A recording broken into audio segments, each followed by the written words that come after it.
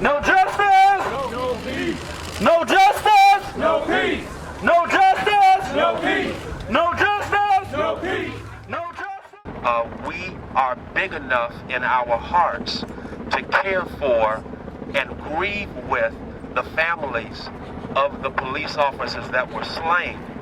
But our hearts are focused enough to remember why it is we were marching on that Thursday. And the police officers were partnering with us in that march.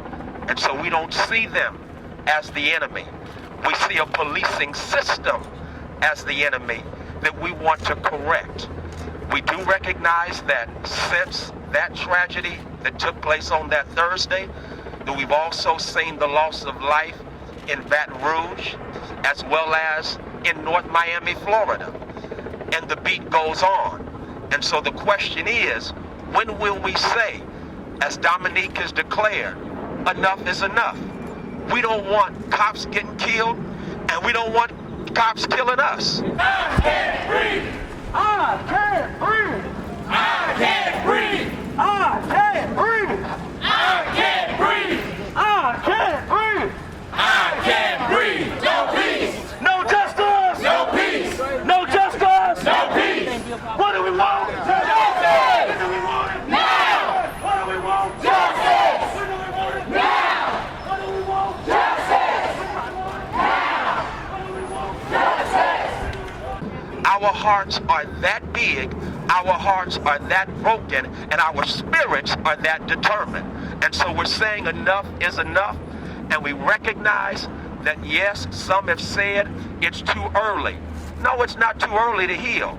And the only way we can heal is to continue to focus in on what it is we've got to be about to bring an end to this violence that is perpetrated on our community, as well as against those police officers who are determined to stand and do the right thing. And so I wrap it up with this. We refuse to settle, and that's why I love the Next Generation Action Network, and I stand with them, because we refuse to settle for a few feel-good kumbaya moments where we come together and then go back to business as usual. There's no way we can have authentic reconciliation unless there is true justice. There is no way that we can embrace one another as a community if the structure that we try to embrace each other upon is to the disadvantage of one side of town and the advantage of the other side of town. Because all of this is rooted in a structure of racial injustice that is rooted in the tragic history of this nation, and we have refused to deal with the fact that racism is not just you being mean to me, but racism is in the structure, the system of a city that basically says, I will live as long as my zip code allows me to live.